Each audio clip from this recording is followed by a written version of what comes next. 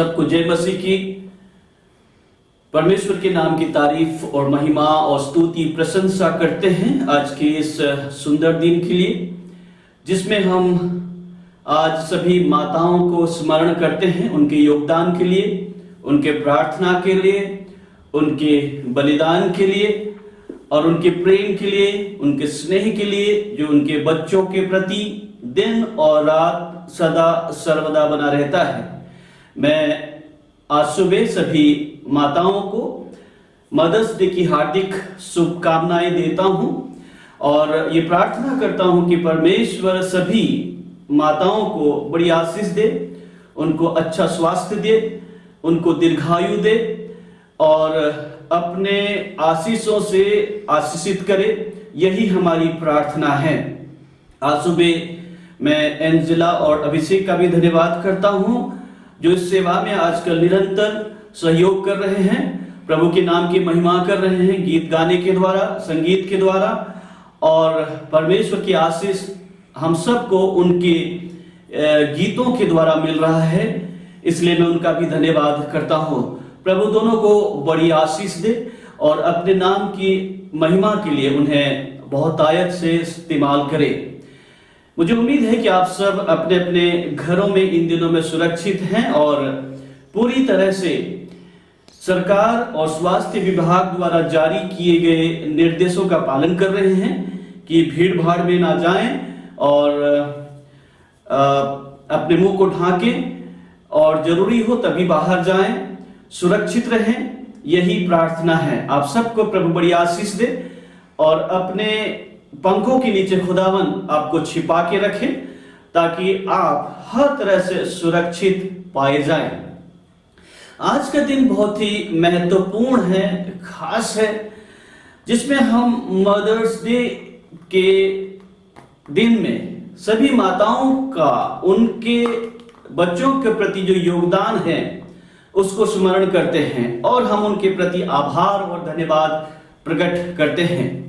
यह दिन हर तरह से महत्वपूर्ण है क्योंकि प्रभु ने हमको संभाला है और आज मदर्स डे मनाने का अवसर हमको प्रदान किया है। उसके लिए भी हम खुदा उनका धन्यवाद करते हैं और हर एक को शुभकामनाएं देते हैं। ऐसा कहा जाता है कि कई बरस पहले एक जोड़े जहाज के सफर पर निकल पड़े और समुद्र में थे। ये काफी दिनों तक सफर चलता रहा और एक दिन भी समुद्र में जहाज दुर्घटनाग्रस्त हो गया। जब जहाज दुर्घटनाग्रस्त हो गया तो वहां पर जीवन बचाने के लिए या मनुष्य जो वहां पर सवारी कर रहे थे, जो जहाज में जो मुसाफिर थे, अपने प्राण बचाने के लिए हर संभव प्रयास कर रहे थे, जिसमें ये दोनों जोड़े भी थे, कपल भी थे। बड़ी मुश्किल से क्या हुआ कि वहां पर एक लाइफ बोट था और किसी तरह से ये लाइफ बोट उनके निकट आया। लेकिन जब लाइफ बोट में जाने की बारी आई तो पता चला कि लाइफ बोट में केवल एक ही व्यक्ति के लिए जगह था। सो एक ही जन दोनों में से जीवन बचा सकते थे, अपने आप को जिंदा रख सकते थे। कुछ ही क्षण में क्या हुआ, अजीब सी घटनाएं घटित हुई। इस व्यक्ति ने, पुरुष ने, अपनी पत्नी को पीछे धकेला और धकेल करके अपना जीवन इस लाइफ बोट में कूदकर बचाया। जब वो लाइफ बोट में कूदे तो पीछे से उनकी पत्नी ने जोर से कुछ चिल्लाया। जब वो चिल्लाई तो सवाल ये उठता है कि उसने आखिर अपने पति को क्या कहा। ये कहानी एक टीचर क्लासरूम में अपने स्टूडेंट को सुना रही थी। जब स्टूडेंट ने ये सब कहानी सुना तो सभी लोग चुपचाप रहे पहले तो, फिर एक के बाद एक जो टीचर ने पूछा कि पत्नी ने अपने पति से आखिरी शब्द जोर से जो कहा वो क्या था या क्या बोली होगी, क्या हो सकता है। विद्यार्थियों का प्रत्युत्तर शुरू हो गया और एक के बाद एक इस प्रश्न का जवाब देने लग गए। एक ने कहा कि पत्नी ने कहा होगा, आप कितने स्वार्थी हो, आप अपने आप को बचाने के लिए मुझे इस डूबते जहाज में छोड़ करके लाइफ बोट में कूद गए हो। उन्होंने ये कहा होगा। इस प्रकार से एक स्टूडेंट ने जवाब दिया।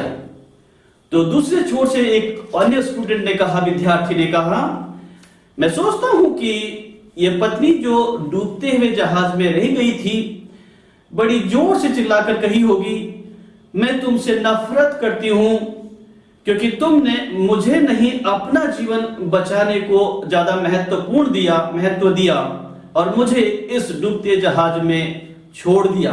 मैं तुमसे नफरत करती हूं, मुझे घृणा आती है इस प्रकार से। और इस तरह से एक के बाद एक सभी विद्यार्थियों ने जवाब दिया और ये बोलते चले गए। और टीचर उन सभी विद्यार्थियों की बातों को ध्यान से सुन रही थी कि विद्यार्थी इस कहानी में इस महिला जो डूबते जहाज में पीछे रह गई थी, उन्होंने अंत में अपने पति को क्या कहा होगा, उस उत्तर को जानने के लिए तरस रही थी।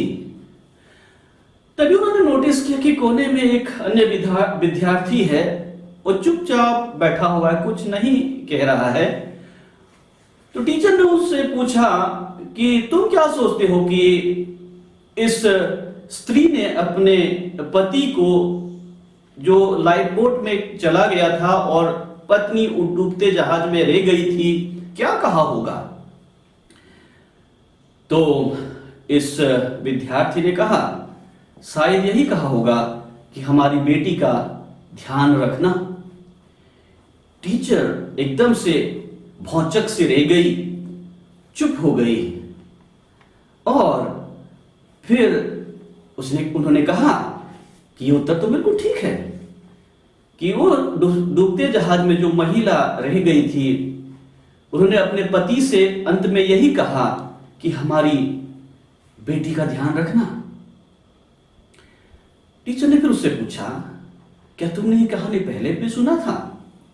तो उसने कहा, नहीं, मैंने नहीं सुना था, लेकिन मेरी मां ने मुझे ऐसे ही कुछ बताया था।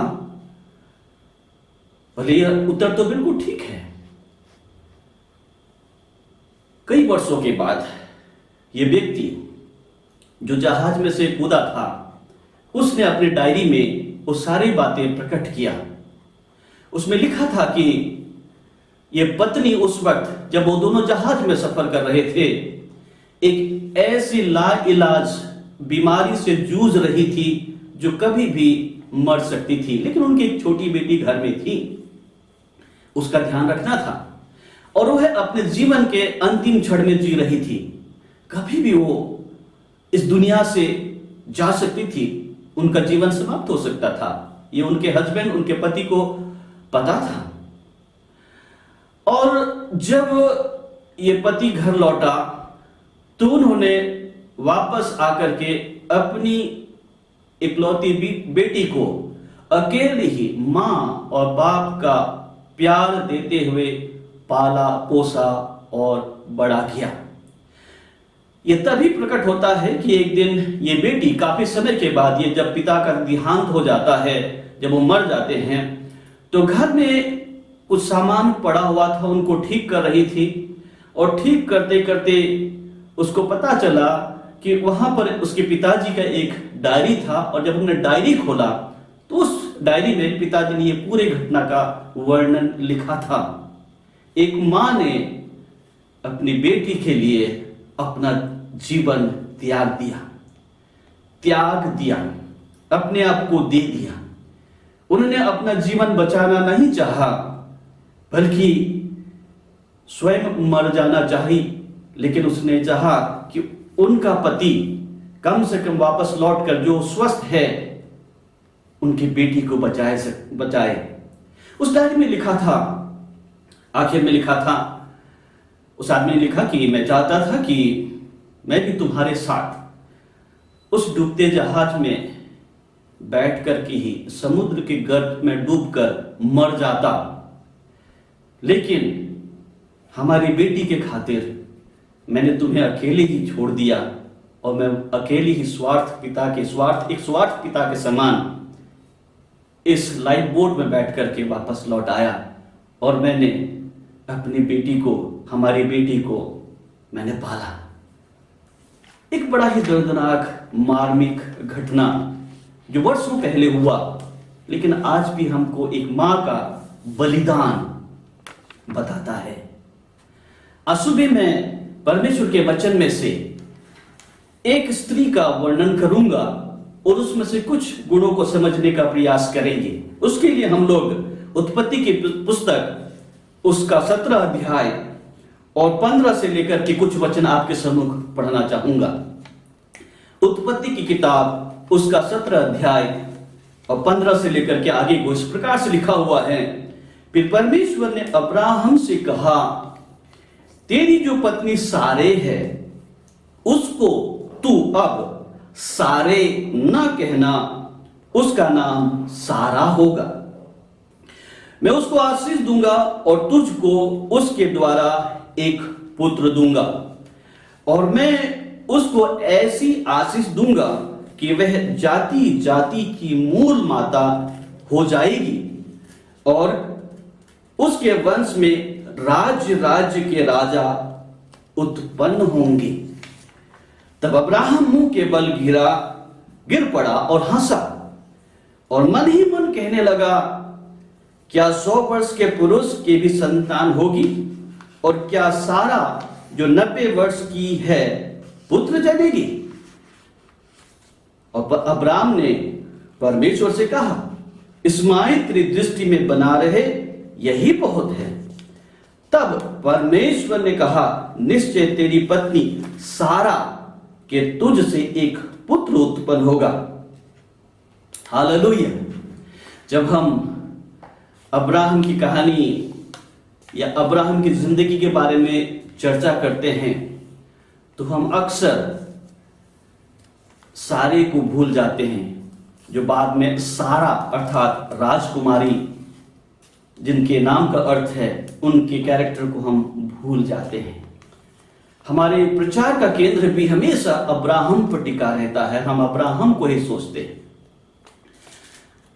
बहुत ही महत्वपूर्ण चीज है यहां पर समझने के लिए, सारा के बलिदान को समझने के लिए हमको यहां पर समझना पड़ेगा कि सारा अगर अब्राहम के साथ ना होती तो संभवतः अब्राहम, जिनको आज हम बड़े आदर के साथ सम्मान के साथ विश्वासियों के पिता के रूप में संबोधित करते हैं, शायद ऐसा ना कर पाते।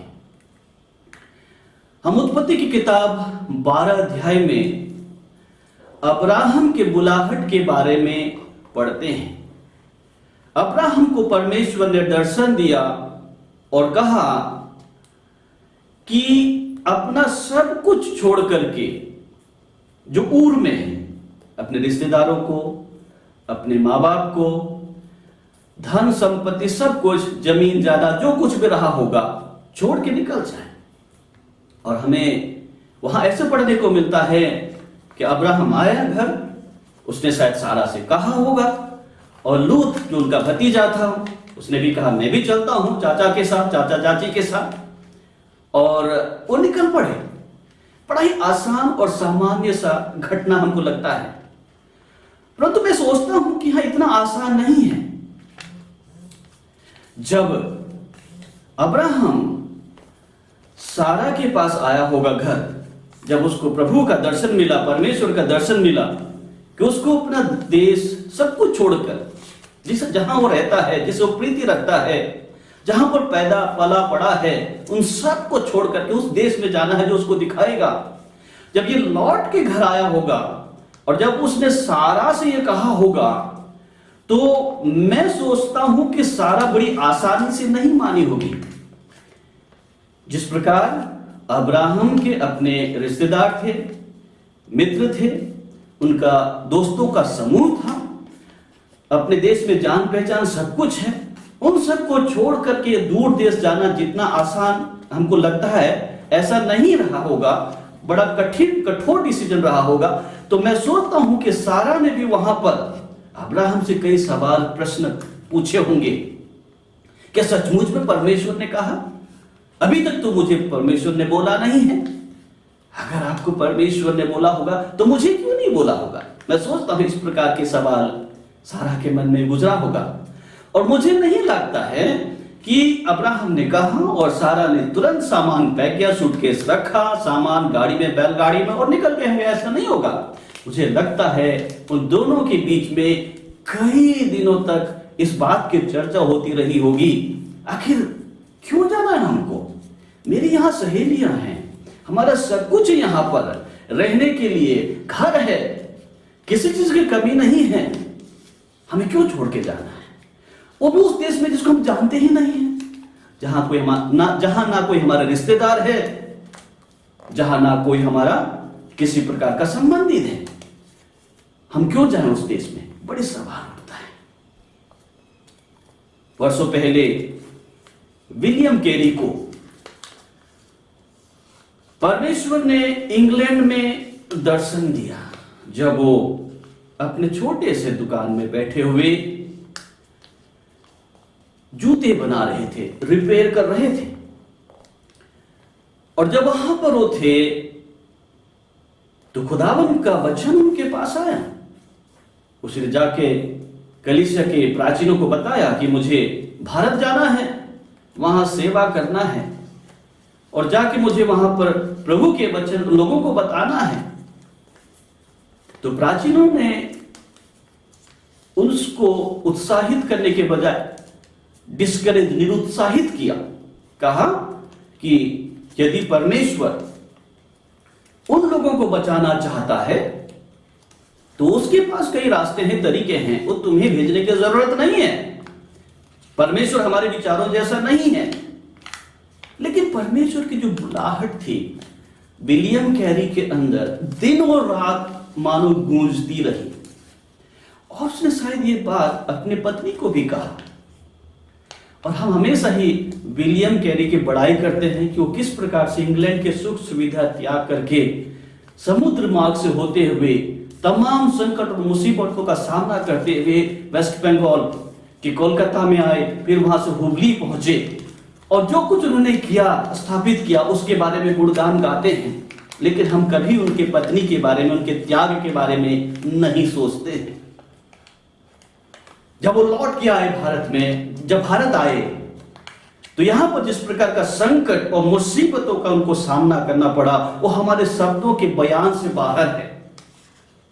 ये स्त्री दिनों रात अपने पति से प्रश्न पूछती रही होगी, परमेश्वर ने तुम्हें बोला है तुम चले जाओ, मुझे तो नहीं कहा।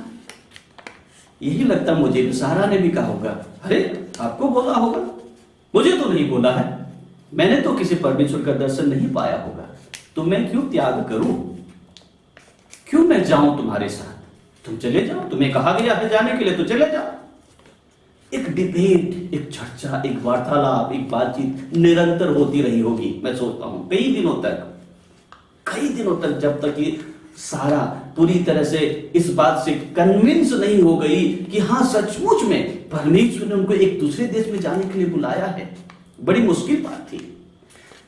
विलियम कैरी को परमेश्वर ने कहा भारत चले जाओ, उनकी पत्नी ने कहा मुझे तो परमेश्वर ने नहीं बोला है, मैं क्यों जाऊं?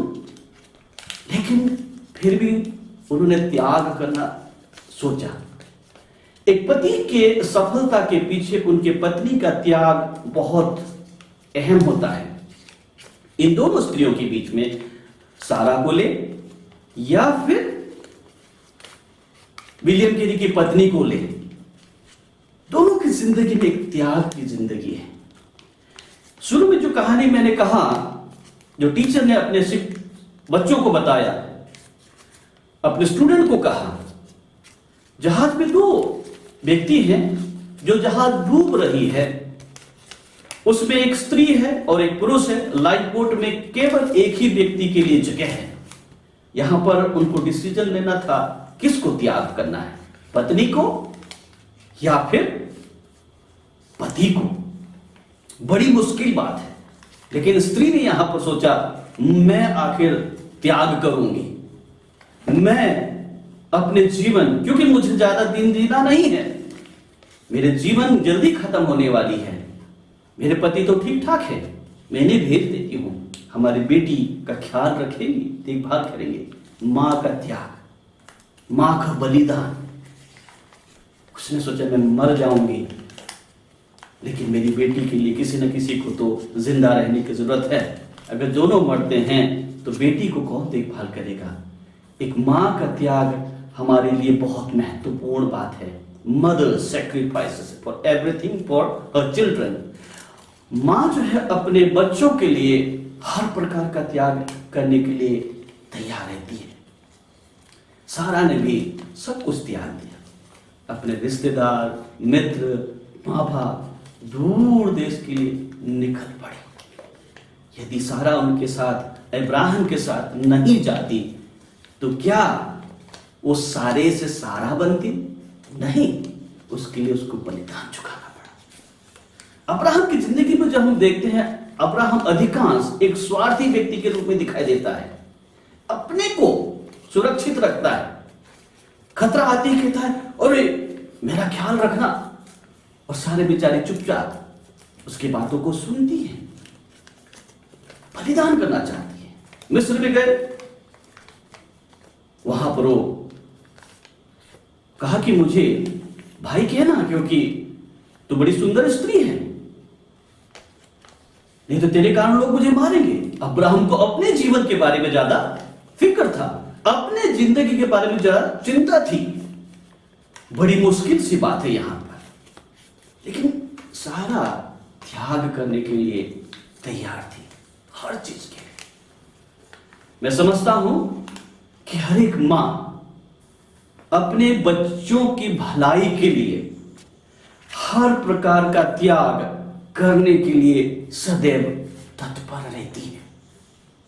एक दिन एक लड़का स्कूल से जल्दी आया वापस लौट के, और जैसे ही लौट के आया उसने अपने बस्ता एक तरफ फेंका, जूते एक तरफ रखे और जल्दी से कपड़े उतारे, और उसके घर के पीछे जो छोटी सी नदी बहती थी उसमें जाकर के वो छलांग लगाया। उसने सोचा कि मैं उसमें तैरकर थोड़ा अपने आप को तरोताजा कर लूंगा, गर्मी हो रही थी।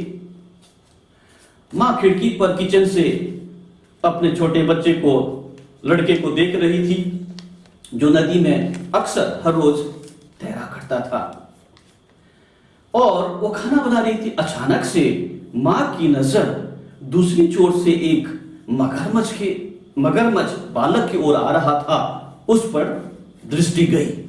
मां ने चूल्हे में सब कुछ छोड़ा, वहां पर जल्दी जल्दी भाग के आई, और भाग के उसने अपने बच्चे को जोर जोर से आवाज पुकारने लग गई, कहने लगी वापस लौट आओ, दूसरे तरफ से वो आ रहा है, मगरमच्छ आ रहा है। और बच्चे को किसी तरह से मां की आवाज आई और वो वापस लौट के आता है तैरते हुए किनारे की तरफ।